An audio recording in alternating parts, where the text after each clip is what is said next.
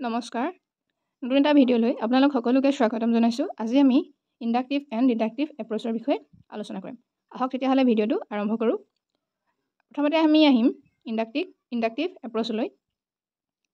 এই ইণ্ডাক্টিভ এপ্ৰ'চটো আমি specific two general approach বা স্পেচিফিকৰ পৰা বিশেষৰ পৰা সাধাৰণলৈ যাওঁ এই ইণ্ডাক্টিভ এপ্ৰ'চত।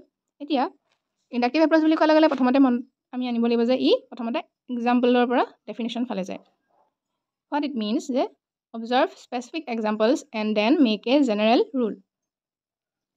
এতিয়া শিক্ষকজনে যদি শ্ৰেণীকোঠাত পঢ়ায় তেওঁ প্ৰথমতে উদাহৰণবিলাক দিব, তাৰপাছত তেওঁ এটা ডেফিনেশ্যন দিব। এই ধৰি লওক তেওঁ প্ৰথমতে যদি আমি মেথছৰ ক্ষেত্ৰত কওঁ তেওঁ প্ৰথমতে যুগ্ম সংখ্যা কোনবিলাক অযুগ্ম সংখ্যা কোনবিলাক সেইবিলাকৰ বিষয়ে ক'ব। তাৰপাছত তেওঁ ক'ব যে যুগ্ম সংখ্যা আৰু অযুগ্ম সংখ্যা মিলিলে এটা অযুগ্ম সংখ্যা হয় আৰু এটা যুগ্ম সংখ্যা আৰু যুগ্ম সংখ্যা মিলিলে এটা যুগ্ম সংখ্যা হয়, কিন্তু অযুগ্ম আৰু অযুগ্ম সংখ্যা মিলিলেও যুগ্ম সংখ্যা হয়। গতিকে তেওঁ প্ৰথমতে সেইটো বৰ্ডত পাতি কৰি দেখাব যে 2 + 3 2 আৰু 3 এটা যুগ্ম আৰু এটা অযুগ্ম, আৰু যেতিয়া সেই দুটা আমি যোগ কৰোঁ তেতিয়া সি এটা হয় 5 পাই অযুগ্ম সংখ্যা। ঠিক তেনেদৰে দুটা যুগ্ম সংখ্যা যোগ কৰি দেখাব 2 + 4 তেতিয়া ওলাব 6, তেতিয়া 6টো যিহেতু এটা যুগ্ম সংখ্যা। তাৰপাছত আকৌ তেওঁ কৰিব 3 + 5 এড কৰিলে কি হ'ব 8, এইটো এটা যুগ্ম সংখ্যা। গতিকে তেওঁ উদাহৰণখিনি প্ৰথমতে দিলে, তাৰপিছত তেওঁ এটা ডেফিনেশ্যন দিব যে যুগ্ম সংখ্যা আৰু যুগ্ম সংখ্যা যোগ কৰিলে যুগ্ম সংখ্যা হয়, যুগ্ম সংখ্যা আৰু অযুগ্ম সংখ্যা যোগ কৰিলে অযুগ্ম সংখ্যা হয়, কিন্তু অযুগ্ম আৰু অযুগ্ম সংখ্যা যোগ কৰিলে এটা যুগ্ম সংখ্যা হয়। ঠিক তেনেদৰে আমি ইংলিছত ইণ্ডাক্টিভ এপ্ৰ'চ ব্যৱহাৰ কৰি আমি গ্ৰামাৰবিলাক শিকাব পাৰোঁ। এতিয়া আমি ইণ্ডাক্টিভ এপ্ৰ'চ কি হয় গম পালোঁ, ঠিক আছে। তেতিয়াহ'লে আমি আহোঁ এটা ডিডাক্টিভ এপ্ৰ'চ কি হয়। ডিডাক্টিভ এপ্ৰ'চটোত হয় জেনেৰেল টু স্পেচিফিক, মানে এই এপ্ৰ'চটোত প্ৰথমতে ডেফিনেশ্যন দিয়া হয়, তাৰপাছত উদাহৰণ দিয়া হয়।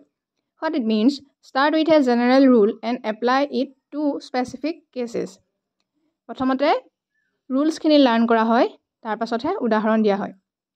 আহক তেতিয়াহ'লে আমি এটা ডেফিনেশ্যনলৈ যাওঁ। এতিয়া এটা ত্ৰিভুজৰ তিনিওটা কোণৰ যোগফল বা তিনিওটা কোণৰ মান হৈছে কিমান 180 ডিগ্ৰী।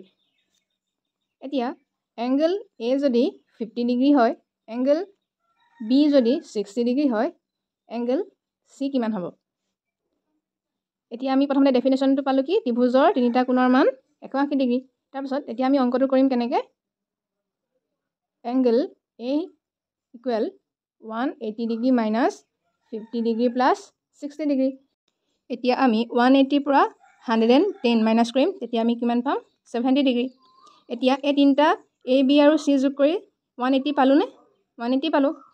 এতিয়া আপোনালোকে গম পাইছেনে আৰোহী মানে ইণ্ডাক্টিভ আৰু অৱৰোহী মানে ডিডাক্টিভ, অসমীয়াত আৰোহী আৰু অৱৰোহী। এতিয়া ইণ্ডাক্টিভ আৰু ডিডাক্টিভ এপ্ৰ'চৰ মেইন ডিফাৰেঞ্চটোৱে হৈছে ইণ্ডাক্টিভ এপ্ৰ'চত এক্সাম্পলৰ পৰা ৰুললৈ যায়, অৰ্থাৎ এক্সাম্পলৰ পৰা ডেফিনেশ্যনলৈ যায়, আৰু ডিডাক্টিভ এপ্ৰ'চত ডেফিনেশ্যনৰ পৰা এক্সাম্পললৈ যায়।